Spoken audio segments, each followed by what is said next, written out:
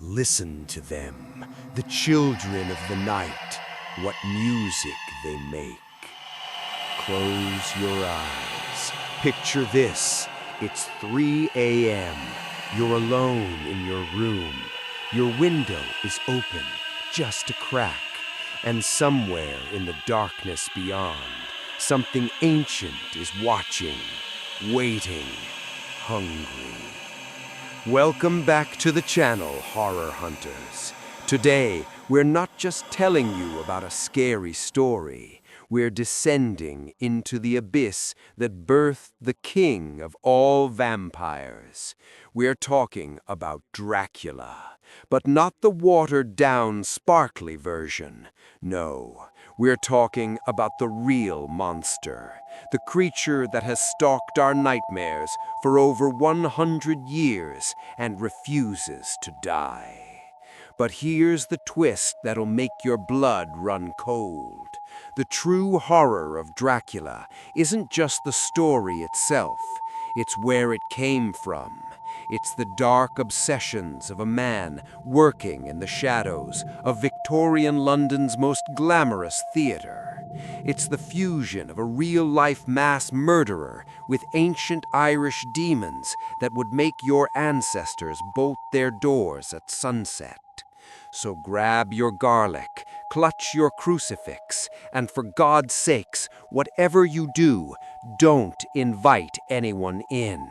Because by the end of this video, you'll understand why Dracula doesn't just scare us, he infects us, he changes us, and once you truly understand him, you'll never look at the darkness the same way again. Let's drain this story of every last drop. Here's what most people don't know. Bram Stoker wasn't some reclusive horror writer scribbling away in a candlelit castle. By day, he was the ultimate corporate drone, a business manager. But his office? The legendary Lyceum Theatre in London's West End. His boss? The magnetic, domineering, some say tyrannical actor Sir Henry Irving. Born in Dublin in 1847, Stoker spent the first 7 years of his life bedridden with a mysterious illness that doctors couldn't explain. Imagine it, a young boy, trapped in bed, unable to walk, listening to his mother's folk tales about creatures that rose from their graves to feed on the living, stories about things that should be dead but won't stay buried. That childhood helplessness, that fear of being paralyzed while something approaches in the dark, it seeped into his bones. It became part of his DNA. When he finally recovered, mysteriously, just as his illness had mysteriously appeared, young Bram seemed to channel that trapped energy into everything. He became an athlete, a theater critic, a civil servant. But something had changed in those 7 years of darkness. Something had taken root. Working for Irving consumed Stoker's life for 27 years. Irving was a genius, yes, but also a narcissist who demanded absolute devotion. Stoker worshipped him, followed him, managed every detail of his empire. And some biographers believe, and this is where it gets creepy, that Irving became the psychological template for Count Dracula himself. Think about it. A powerful, charismatic figure who demands complete submission, who drains those around him of their life force, who is charming in public but domineering in private. Stoker spent decades in Irving's shadow, and perhaps, consciously or not, he transformed his complicated feelings about this relationship into a monster who literally feeds on others to sustain his immortal life. But here's where it gets darker. Stoker researched Dracula for 7 years. 7 years! This wasn't some quickie horror novel dashed off between theater productions. This was an obsession. He haunted the British Museum's reading room, devouring everything he could find about Eastern European folklore, mysterious diseases, blood, death, and darkness. He became possessed by his own creation. Now, let's talk about the real monster behind the myth. Vlad III of Wallachia, Vlad Dracula, Vlad Tepes, the Impaler. If you think modern horror villains are scary, let me tell you about a man who was so terrifying that his enemies would rather commit suicide than be captured by him. A 15th century warlord whose preferred execution method was to impale people on wooden stakes and leave them to die slowly, sometimes taking hours while he dined among the forest of dying bodies. Contemporary accounts describe forests of the impaled, 20,000 people at once, men, women, children. It didn't matter to Vlad. He would arrange them in geometric patterns, a grotesque art installation of human suffering. He allegedly dipped his bread in the blood of his victims. He impaled people through various parts of their bodies, depending on their crimes, a macabre form of judicial creativity that would make Jawsaw from the Saw movies seem merciful. But here's what's truly chilling. Vlad wasn't considered evil by his own people. He was a hero, a defender of Christianity against the Ottoman Empire, a harsh but necessary ruler who brought order through terror. This moral ambiguity, this idea that a monster can also be a protector, is precisely what makes Dracula so psychologically disturbing. Stoker discovered Vlad while researching in the library. He found a book on Wallachian history, and when he read the name Dracula, meaning son of the dragon, he knew he'd struck gold. Or rather, he'd struck something much darker than gold. He'd found blood. The historical Vlad wasn't a vampire, but his legacy was blood-soaked enough that the supernatural addition felt like a natural evolution rather than a fictional leap. Take a man who bathed his reign in blood, add the immortality of the undead, and you don't just have a monster, you have an eternal nightmare. But Stoker didn't stop with Vlad. Oh no. He reached back into his Irish childhood, into the folk tales that had haunted those 7 bedridden years, and pulled out something even older, even more primal. The Abhartach. Ever heard of it? Most people haven't, but this might be the original vampire legend, predating Dracula by centuries, lurking in Irish folklore like a parasite waiting to be discovered. The Abhartach was a tyrannical Irish chieftain who practiced dark magic. When his people finally killed him and buried him standing upright, as was the custom for chieftains, he rose from his grave the next night, demanding a bowl of blood from his subjects' veins to sustain his undead existence. They killed him again. He rose again.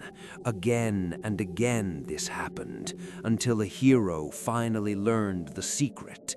The Abhartach had to be buried upside down, with a sword made of yew wood driven through his heart, and a heavy stone placed over the grave to keep him trapped in the earth.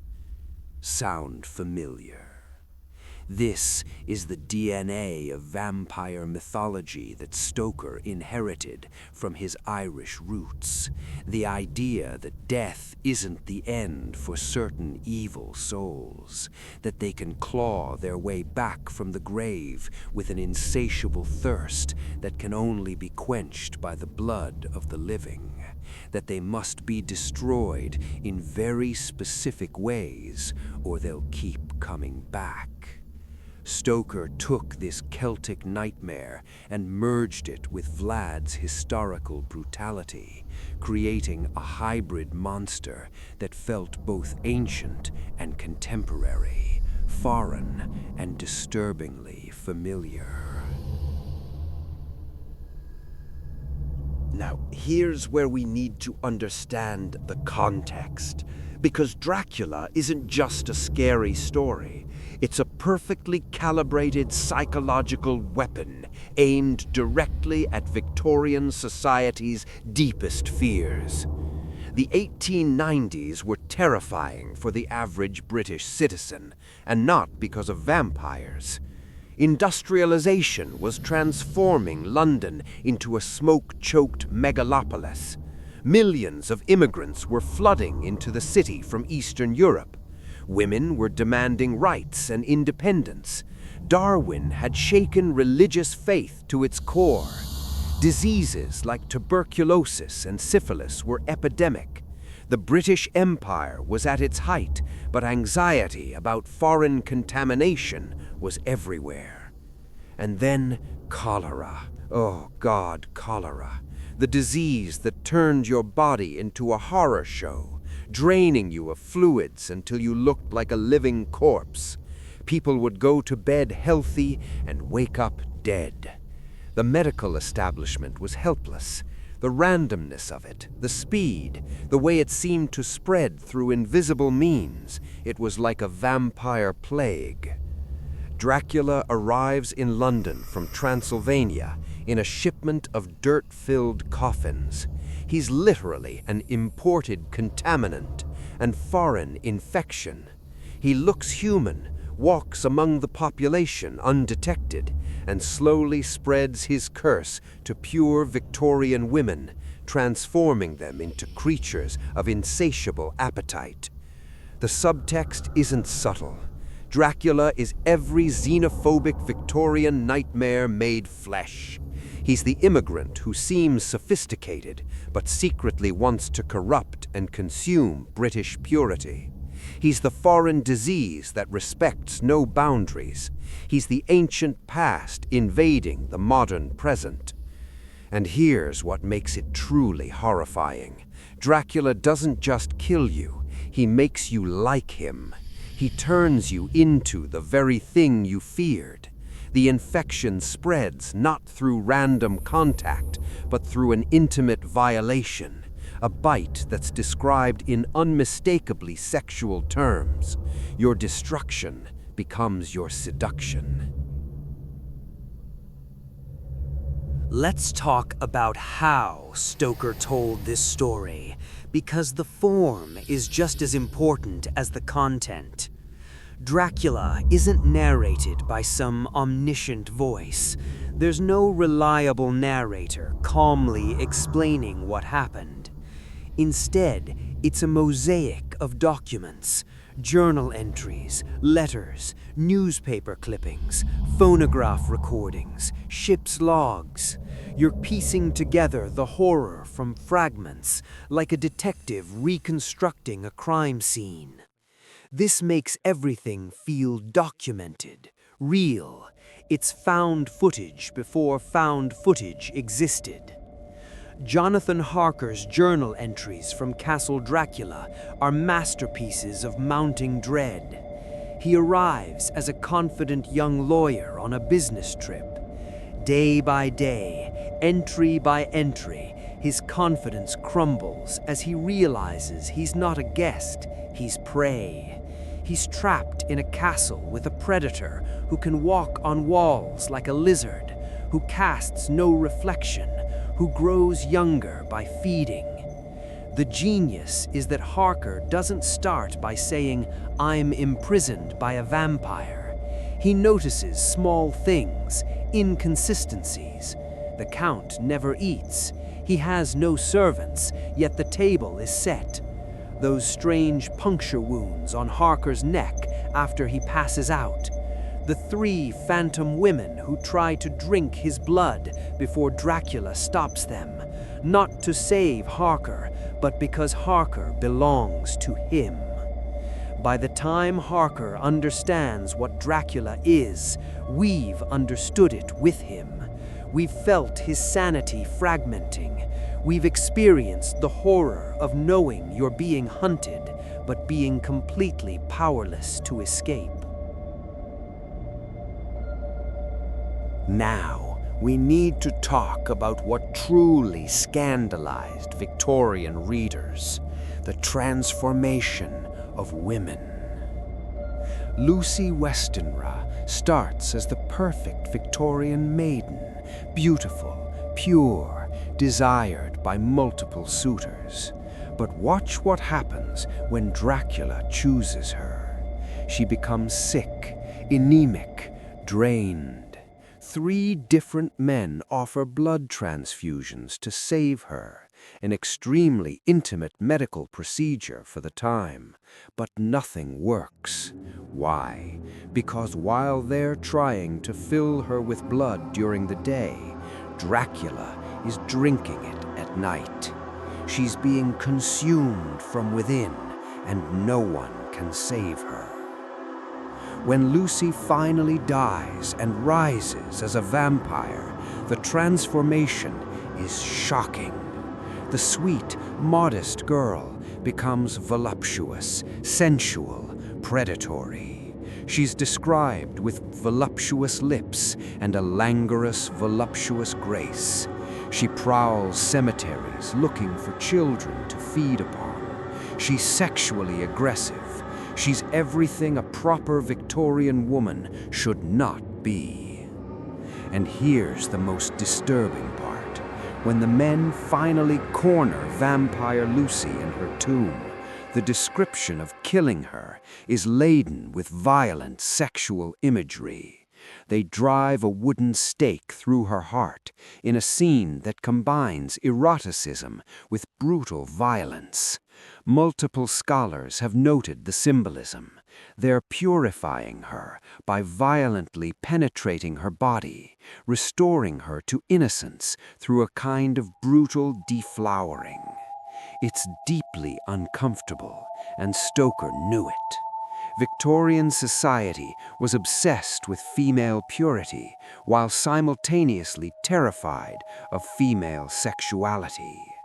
Dracula gave form to both the obsession and the terror. Mina Murray, by contrast, represents Victorian womanhood's potential for intelligence and strength. She's educated, competent, brave, but even she isn't immune.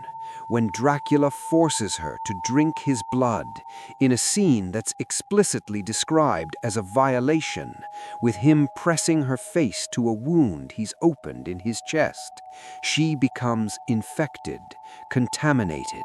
She begins to develop a psychic connection with her predator.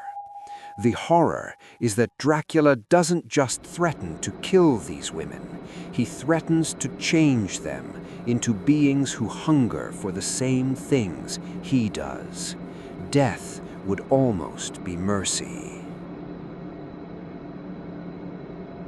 When Dracula was published in 1897, it sold decently, but wasn't the phenomenon we imagined.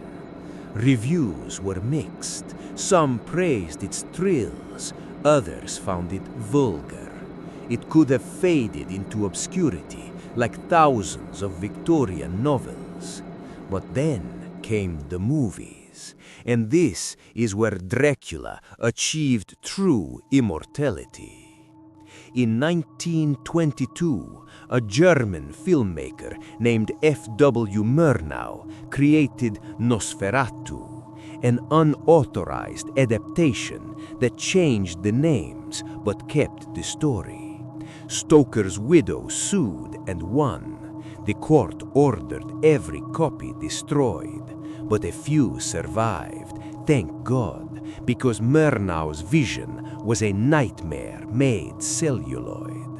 Max Schreck's Count Orlok wasn't charming. He was monstrous, bald, rat-like, with elongated fingers and fangs like a rodent.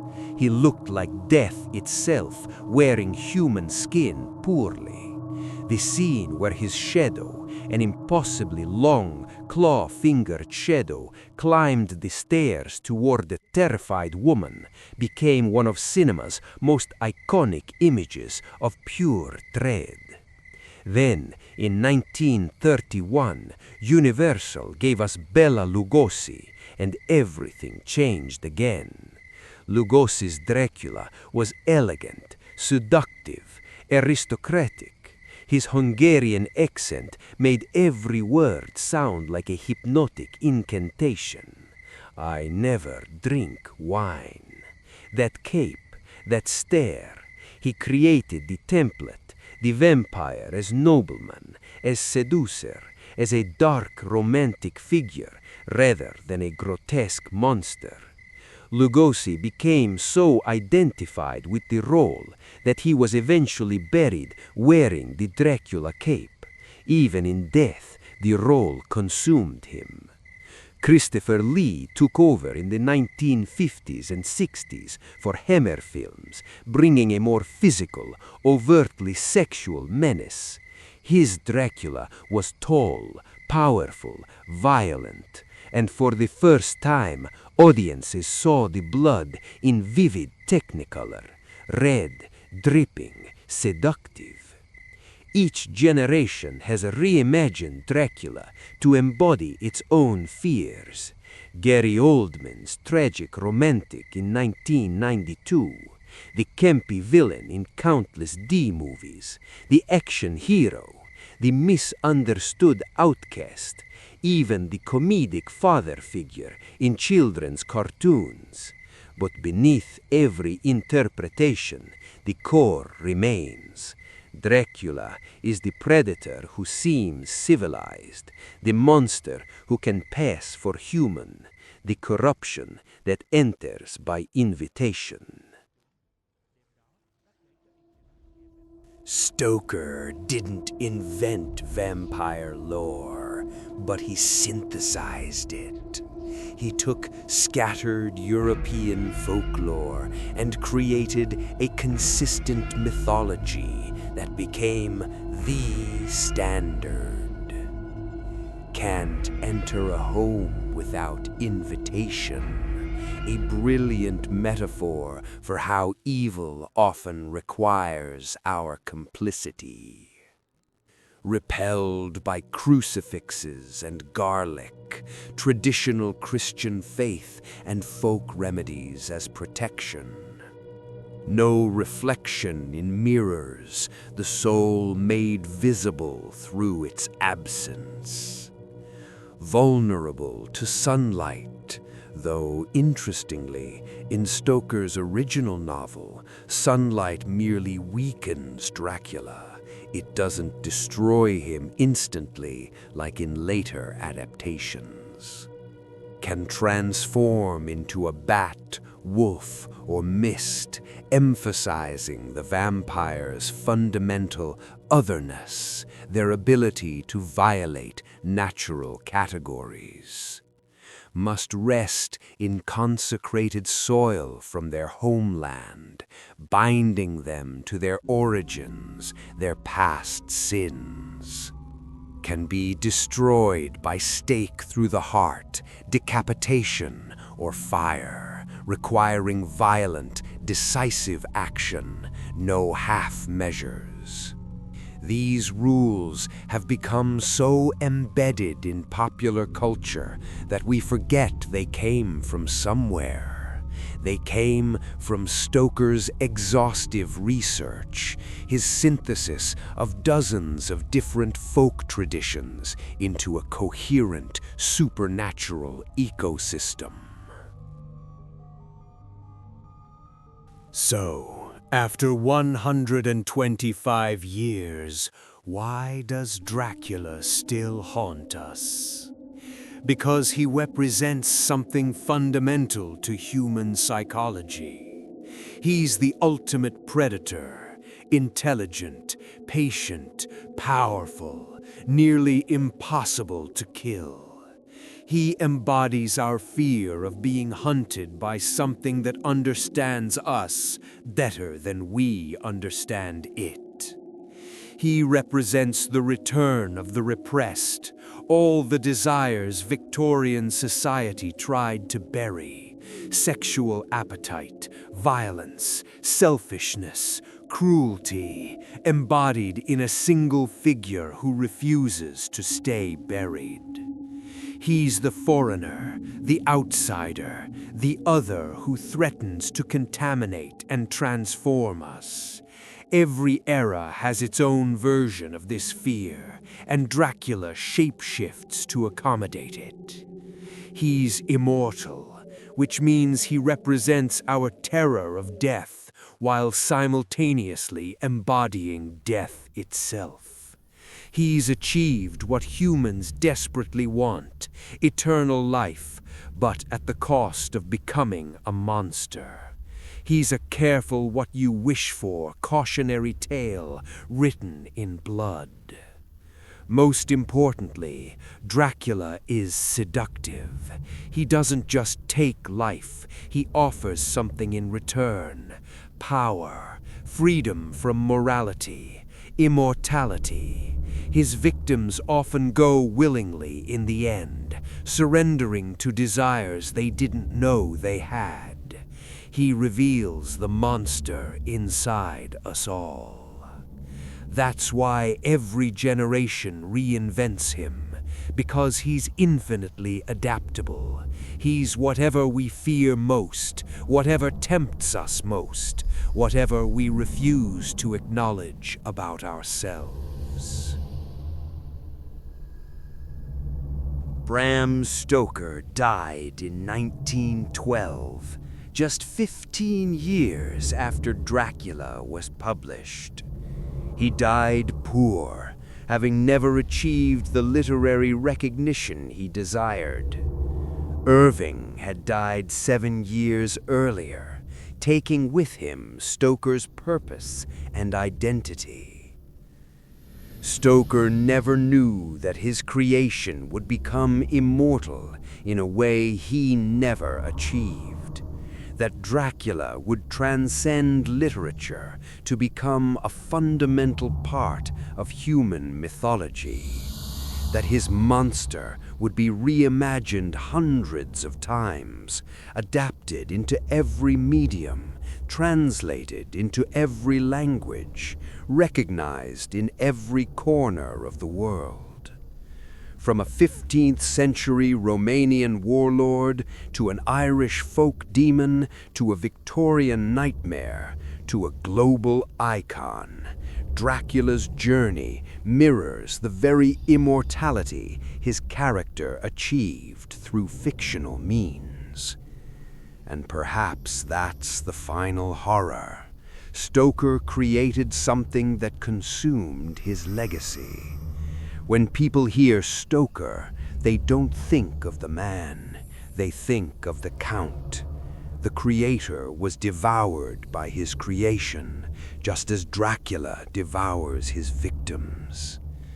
The darkness Stoker channeled from his bedridden childhood, from Irish folklore, from historical atrocity, from Victorian anxiety, from his complicated relationship with his domineering employer, all of it coalesced into something that refuses to die. Because Dracula isn't just a story. He's a virus, an infection that passes from generation to generation, mutating, adapting, surviving. He's in our blood now, part of our collective unconscious, waiting for sunset. Right now, somewhere in the world, Someone is reading Dracula for the first time. Someone else is watching one of the hundreds of film adaptations. Someone is falling asleep and will dream of a pale figure standing at their window, asking to be invited in. And when they wake up in the darkness, heart pounding, they'll understand what Stoker understood. The most terrifying monsters are the ones we choose to let inside. So what's your favorite version of Dracula? The monstrous Nosferatu? The elegant Lugosi? The violent Christopher Lee? The romantic Oldman? Or maybe you're a purist who believes nothing beats Stoker's original novel? Drop your answers in the comments below. Tell me which adaptation scared you most. Tell me if you've read the original novel, and if not, what are you waiting for? If this deep dive into horror history got your blood pumping, smash that like button, subscribe and hit the notification bell, because we're just getting started with our journey into the stories that haunt our collective nightmares. Next time, we might explore the real-life inspirations behind another iconic monster, or dive into the psychology of why horror fascinates us so deeply. Until then, remember, sleep with one eye open, check your windows, and whatever you do, never invite a stranger into your home after dark. The sun is setting, the darkness is rising, and somewhere out there in the shadows between heartbeats, Count Dracula is smiling. Thanks for watching, horror hunters. Stay scared.